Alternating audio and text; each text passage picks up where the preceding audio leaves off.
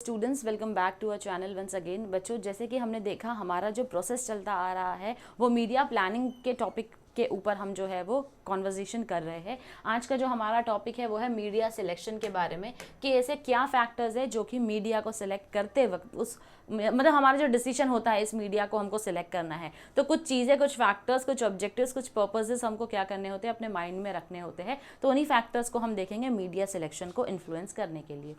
सबसे पहला जो आता है हमारा वो है प्रोडक्ट कैरेक्टरिस्टिक्स, यानी कि प्रोडक्ट के बारे में हमको बहुत अच्छी नॉलेज होनी चाहिए, प्रोडक्ट के फीचर्स हमको अच्छे से पता होने चाहिए। अगर वो प्रोडक्ट इंडस्ट्रियल प्रोडक्ट है यानी कि B2B के लिए है, तो क्या टेलीविज़न पर एडवर्टाइजमेंट करना ज़रूरी है? नहीं है। आप चाहे तो ऐसे इंडस्ट्रियल प्रोडक्ट्स की एडवर्टाइजमेंट कहाँ कर सकते हो? बिजनेस जर्नल्स में कर सकते हो। वही अगर बच्चों ऐसा कोई प्रोडक्ट है जिसके डेमो की ज़रूरत होती है, जैसे कि एसी है, किस तरीके से कूलिंग दे रहा है, रिमोट से आपने ऑन कर दिया, पूरे घर में जो है उसकी कूलिंग फैल जाती है, आपके बेडरूम में कूलिंग हो जाती है, तो ये सारी चीज़ें हम दिखा रहे हैं ना। तो जब प्रोडक्ट को डेमो की ज़रूरत पड़ती है तो विजुअली हम क्या करते हैं, विजुअल डेमोन्स्ट्रेशन की ज़रूरत है, तो डेफिनेटली हम क्या कर सकते हैं, उसके लिए टेलीविज़न जैसे मीडिया का सिलेक्शन करते हैं। तो बच्चों, हमारे प्रोडक्ट के ऊपर बेस्ड होता है कि हम किस तरीके का मीडिया सेलेक्ट करते हैं। तो ये है number 1। Number 2 is target audience. Type of customers also determine the type of media of advertising. Customers के ऊपर भी डिपेंड करता है टारगेट ऑडियंस के बेसिस पर कि हम किस तरीके से अपनी एडवर्टाइजमेंट करना चाहते हैं, यानी कि कौन से स्पेसिफिक मीडिया में करना चाहते हैं। If the product is meant for a specific market segment, then it is better to advertise in specific media related to the specific market segment. जैसे कि अगर आपका प्रोडक्ट जनरल नहीं है, हर किसी के लिए नहीं है, एक स्पेसिफिक मार्केट सेगमेंट आपने सोचा है, तो उस स्पेसिफिक मार्केट सेगमेंट का जो मीडिया कंजम्पशन हैबिट होगा, आपको सिर्फ और सिर्फ उसी मीडिया के अंदर अपने ऐड को डिस्प्ले करना है। Advertiser should select the media based on the likes of the target audience and not on the likes of the advertiser. यानी कि मुझे अच्छा लगता है सोशल मीडिया पे मुझे अपना एडवर्टाइजमेंट करना है, लेकिन मेरी टारगेट ऑडियंस सोशल मीडिया पे है ही नहीं, तो मेरी पसंद के हिसाब से मैं ऐड नहीं कर सकती हूँ। It has to be according to the liking of my target audience. For instance, an ad of cosmetics can be best fitted in women's magazine.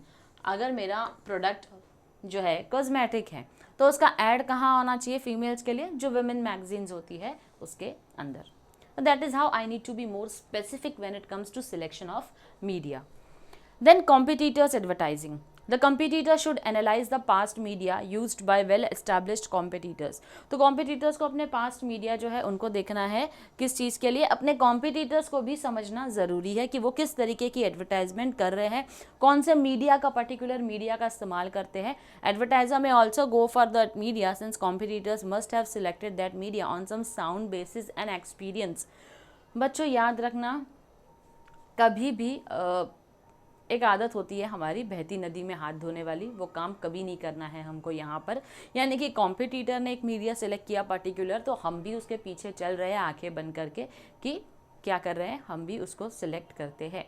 लेकिन ज़रूरी नहीं है कि आप ऐसा ना करें, आप कर सकते हैं, लेकिन कौन से बेसिस पर करेंगे?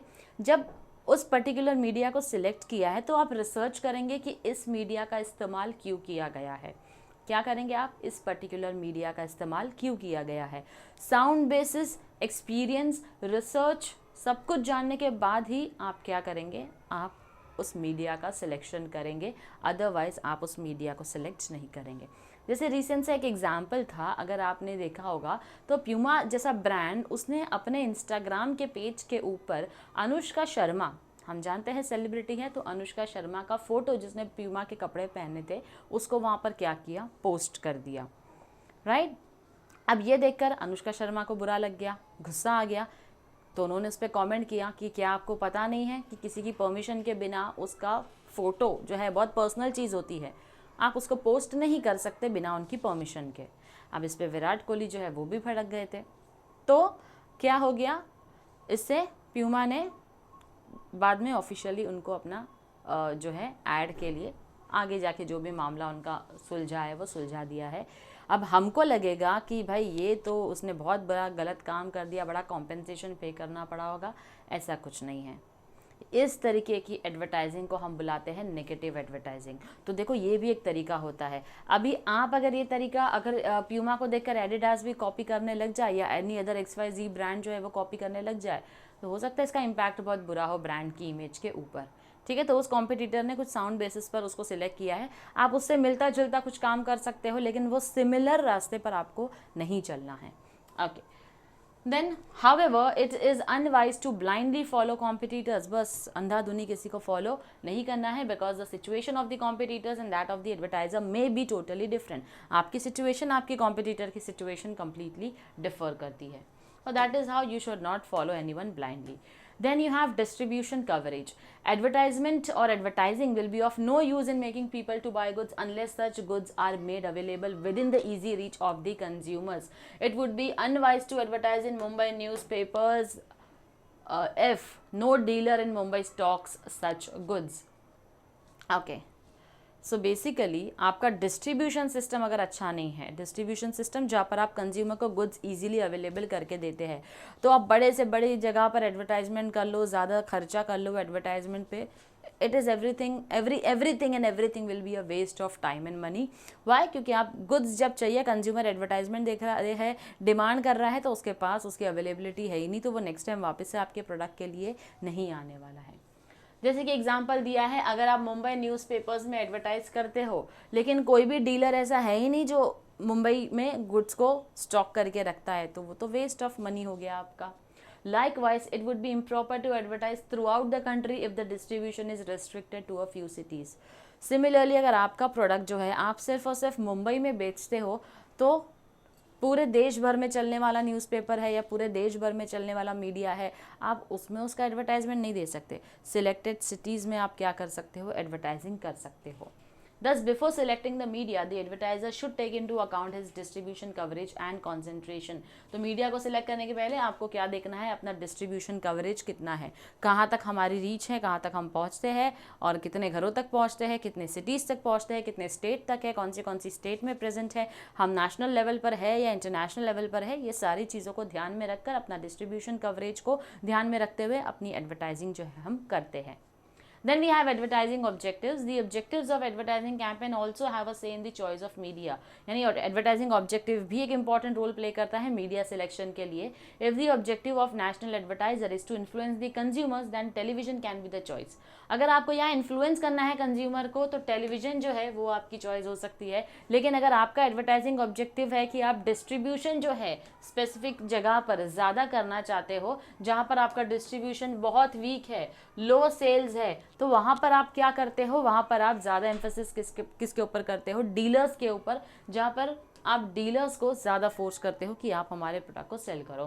For which point of purchase advertising and speciality advertising is more appropriate. Point of purchase advertising क्या होता है, मैं बिलिंग काउंटर पर पहुंच गई, अब मुझे क्या करना है, अपना बिल जो है वो पे करना है। ऑल ऑफ अ सडन मैंने अपने माइंड में ऐसा कुछ नहीं सोचा था कि मेरी इम्पल्सिव बाइंग होगी। इम्पल्सिव बाइंग यानी सोची समझी बाइंग नहीं है वो, मैंने पहले से ही प्लान नहीं किया था, मैंने ग्रोसरीज प्लान कर दिया था, घर का सामान लाना है वो प्लान किया था। अब जब मैं बिलिंग काउंटर पर अपना बिल पे करती हूँ, तो ऑल ऑफ अ सडन मुझे वहाँ पर दिखाई देता है कि कुछ चॉकलेट्स रखे हैं, तो all of a sudden my craving makes me to buy that, तो उसको बोलते हैं इम्पल्सिव बाइंग। तो पॉइंट ऑफ परचेज जहाँ पर आपने अपनी खरीदारी कर दी है, लेकिन वहाँ पर कुछ प्रोडक्ट डिस्प्ले पर है, कुछ ऑफर्स डिस्काउंट्स लगे हैं, वो आपने देख लिया, तो आप क्या करते हैं, उसको खरीद लेते हैं। तो पॉइंट ऑफ परचेज के ऊपर डीलर्स को आप बोल सकते हो कि पॉइंट ऑफ परचेज जहाँ पर होगा वहाँ पर मेरा प्रोडक्ट डिस्प्ले करके रखना, इसके भैया चाहिए तो एक्स्ट्रा पैसे ले लेना इस एडवर्टाइजिंग के लिए, ताकि कस्टमर्स मेरे प्रोडक्ट को खरीदे। तो आपका एडवर्टाइजिंग ऑब्जेक्टिव भी डिसाइड करता है आपका media selection. Then we have advertising budget. Okay, advertising budget भी एडवर्टाइजिंग मीडिया जो है उसका सिलेक्शन करने में हेल्प करता है। If a company has a large budget, then it may select a number of media to advertise the product. Company का budget ज़्यादा है तो वो क्या करेंगे, it may select a number of media, यानी कि आप एक से ज़्यादा मीडिया का इस्तेमाल कर सकते हैं। However if the budget is limited, then the choice of media will be narrowed down to 1 or 2 media. लेकिन अगर आपका बजट जो है वो लिमिटेड है, बजट कम है, तो आप जहाँ पर आपने 5 मीडिया का सोचा था इस्तेमाल करना है, वहाँ पर आप सिर्फ 2 या 3 ही मीडिया का इस्तेमाल करेंगे। It is completely based on your advertising budget. नहीं है बजट भाई, नहीं है हमारे बजट में, तो हम उतना एडवर्टाइजिंग का लिए मीडिया के ऊपर स्पेंड नहीं कर सकते हैं, तो definitely we will not go ahead. Okay, then we have media image. The advertiser must also consider the image of the media or media vehicles. अब यहाँ पर मीडिया की इमेज की बात चल रही है, यानी कि जिस मीडिया का आप इस्तेमाल करना चाहते हैं उस मीडिया की मार्केट में इमेज क्या है, उसका यूसेज या उसका कंजम्पशन कितना है. So basically the advertiser must be careful not to select those programs or serials on television and radio which the target audience dislikes. आप ऐसे टेलीविज़न सीरियल जिसको लोग पसंद ही नहीं करते, जिसकी टीआरपी नहीं है ज़्यादा, लोग नहीं देखना चाहते ऐसे प्रोग्राम्स को, अगर ऐसे प्रोग्राम्स के बीच में अपना ऐड डिस्प्ले करेंगे तो आप अपना वक्त और अपना पैसा दोनों ही बर्बाद कर रहे हैं, क्योंकि जब लोग उसको पसंद ही नहीं करते, देखते ही नहीं है, तो अल्टीमेटली आपका डिस्प्ले के ऊपर एडवर्टाइजमेंट भी नहीं देखने वाले हैं. Again, some press media is controversial or of cheap image and as such the advertiser may not select that media. कुछ प्रेस मीडिया होते हैं जो कि कंट्रोवर्शियल होते हैं, तो वहाँ पर भी आप सोचेंगे कि यहाँ अपने प्रोडक्ट की एडवर्टाइजमेंट करके क्यों अपना नाम खराब करना. Advertiser must select that media whose image is viewed favourably by the target audience. तो उस मीडिया को सिलेक्ट करो जिसका कंजम्पशन सबसे ज़्यादा आपकी टारगेट ऑडियंस करती है. Then you have media support. Press and broadcasting media offer media support. People buy newspapers to read the news and they tune the TV to view their favorite program, serial, and the ads are part of the package. But in case of outdoor media and direct mail, it must create its own audience. Okay, जब हम बात करते हैं broadcasting media की, लोगों को अगर news पढ़नी है तो न्यूज़पेपर देखते हैं, अगर उनको कोई प्रोग्राम देखना है अपना फेवरेट या मूवी देखनी है तो टेलीविज़न देखते हैं, कुछ शो सुनना होगा फेवरेट आरजे का तो वो रेडियो के ऊपर जाते हैं. तो बेसिकली एड्स जो होते हैं उनके पैकेज का एक क्या होता है, हिस्सा होता है. यानी कि अगर मेरे घर पे टाटा स्काई है, टाटा स्काई का मैं मंथली पेमेंट कर रही हूँ 500, तो 500 के अंदर मुझे वो टेलीविज़न पे सीरियल्स भी देखने मिल रही है, मूवी भी देखने मिल रही है, और उसी के साथ साथ मुझे उन कंपनी के एड्स भी देखने मिलते हैं. तो ये एक मीडिया का सपोर्ट होता है, किसके लिए, एडवर्टाइजर्स के लिए.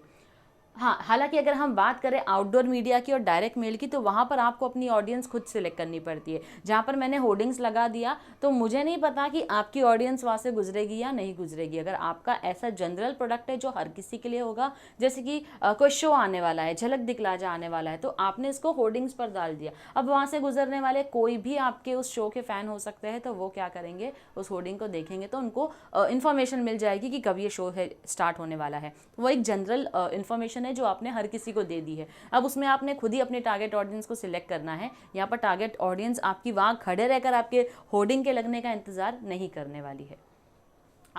Although media support is in most cases desirable, it is important to note that lack of media support is not necessarily a problem for the advertiser.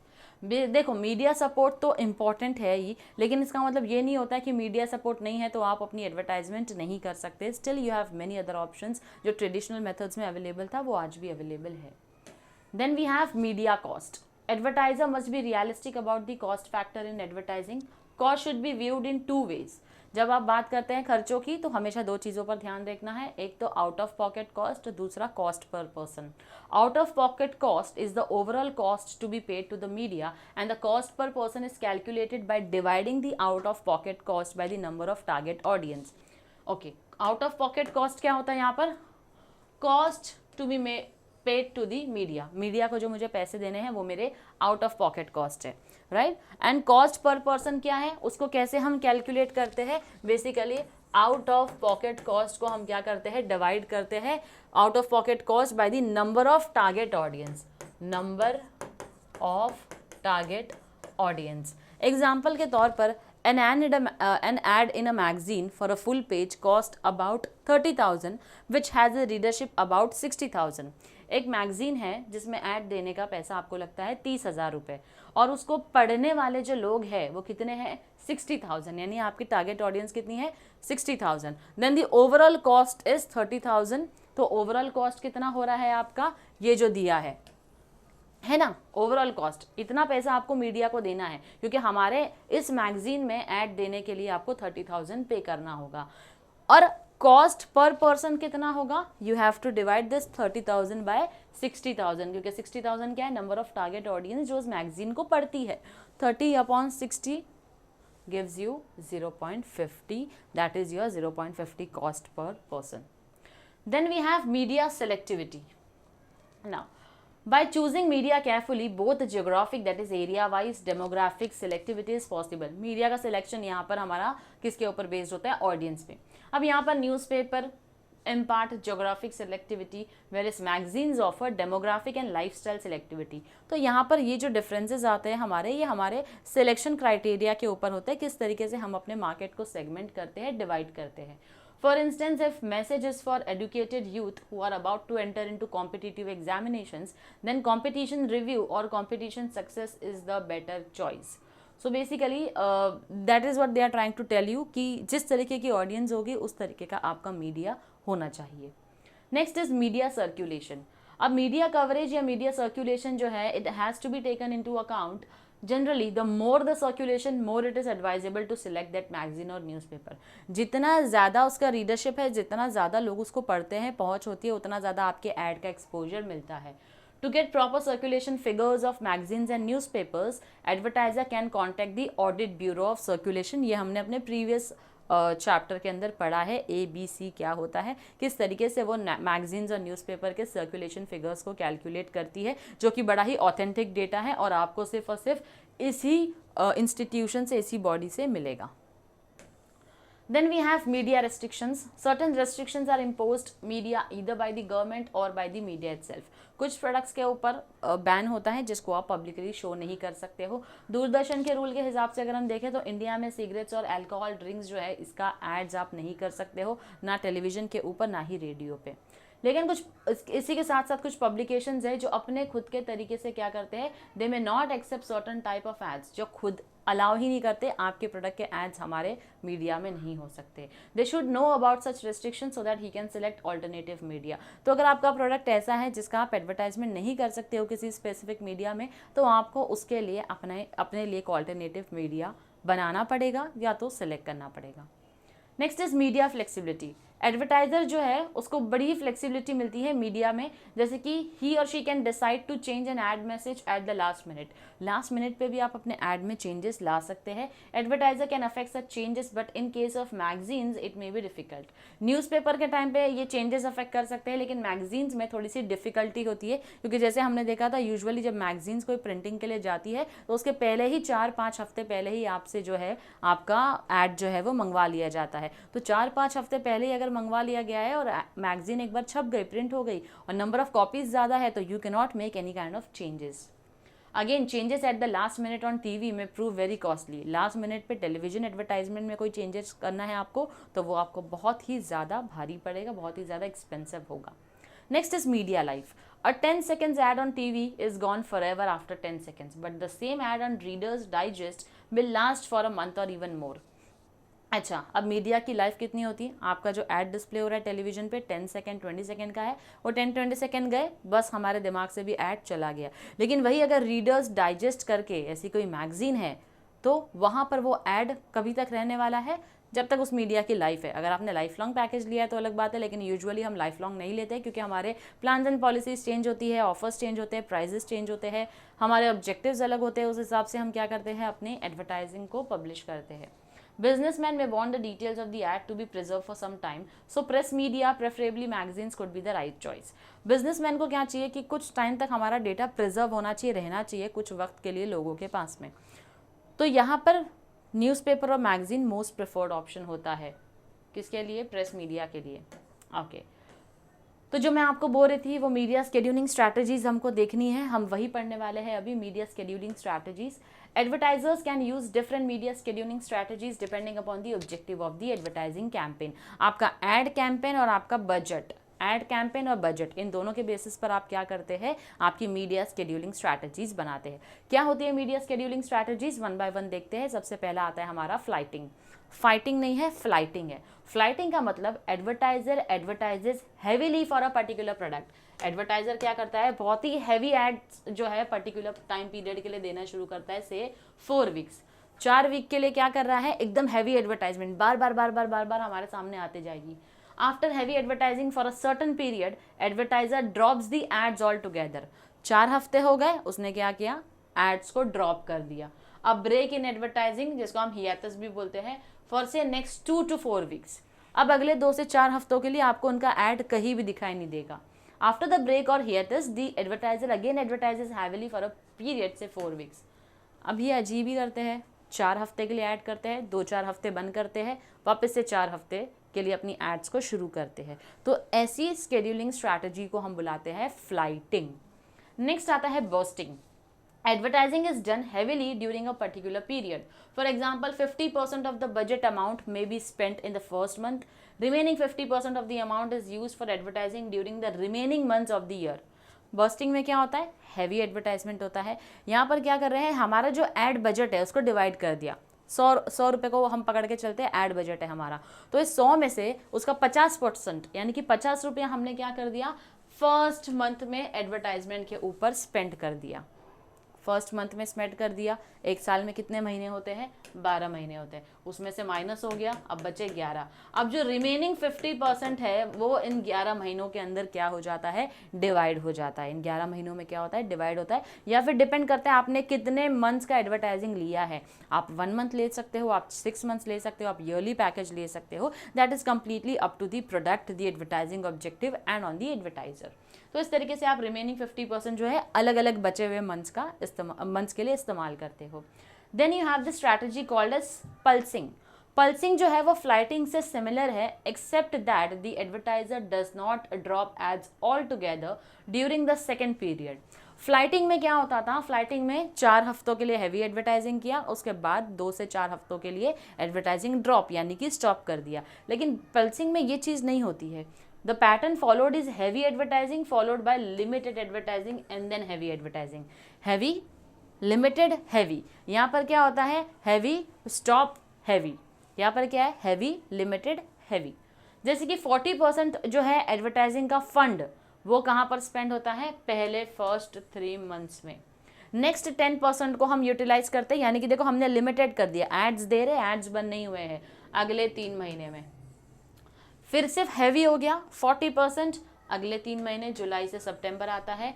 फिर से हमने लिमिट कर लगा दी अगले रिमेनिंग मंथ्स में, जो कि लास्ट 3 मंथ्स अक्टूबर से दिसंबर के बीच में होता है. तो यहाँ पर हैवी, लिमिटेड, हैवी एडवर्टाइजिंग चल रहा है. फ्लाइटिंग में क्या होता है, हैवी ड्रॉप, हैवी ड्रॉप यानी कि 2-4 हफ्तों के लिए एड्स बंद.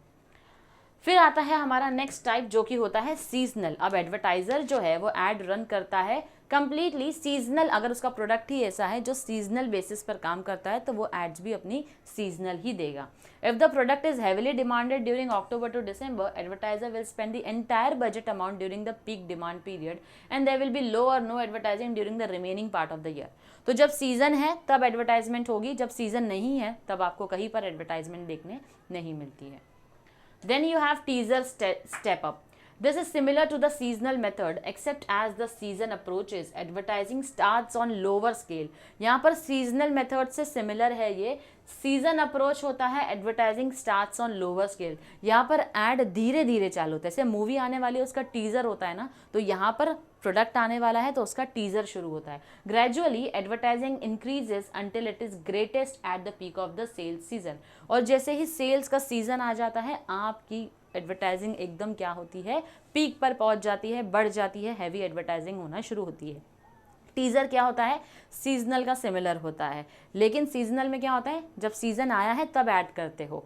टीजर में क्या होता है, मूवी का टीजर आता है, राइट. सिमिलरली यहाँ पर क्या होता है, आपके उस सीजन का टीजर आना शुरू हो जाएगा आपके प्रोडक्ट का. धीरे धीरे धीरे करके एकदम पीक पर पहुंच जाते हो एडवर्टाइजिंग के साथ. Then you have step down. In this case, heavy advertising as the season approaches and then slowly reduce advertising as the sales season comes to an end. आपने सीजन आ रहा है, हैवी एडवर्टाइजमेंट शुरू कर दी, अब या धीरे धीरे धीरे करके ऐड जो है वो अपने आप क्या करते हो, कम कर देते हो, क्योंकि सीजन खत्म होने आया तो ऐड भी खत्म होने आ गए. Steady. Advertiser spends equal amount every month, a steady continuing and ongoing schedule. Very few advertisers resort to this strategy. यहाँ पर एडवर्टाइजर क्या करता है, हर महीने के लिए इक्वल अमाउंट जो है वो एडवर्टाइजिंग के ऊपर स्पेंड करता है. तो एडवर्टाइजिंग जो है बेसिकली ये हर किसी के लिए एक स्टडी हो जाता है, एक स्टेबल अमाउंट होता है जो आप हर महीने क्या कर रहे हो, एड्स के लिए पे कर रहे हो. लास्ट आता है alternate month. In this case the advertiser advertises every alternate month rather than every month in the year. Study में हर मंथ पे कर रहे हो, ऑल्टरनेट मंथ नाम में ही हमको पता चलता है हर ऑल्टरनेट मंथ में हम क्या करवा रहे हैं, एडवर्टाइजिंग करवा रहे हैं. तो that is how the media scheduling strategies work. So with this बच्चों we have completed our chapter number 2 that is planning and advertising campaign. अगर किसी भी तरीके की कोई क्वेरीज हो तो डेफिनेटली आप मुझे मेल कर सकते हैं मेरे ईमेल आईडी के ऊपर. मिलती हूँ अपने नेक्स्ट लेक्चर में ऑब्जेक्टिव क्वेश्चन के साथ. Till then stay tuned to our channel. Thank you very much.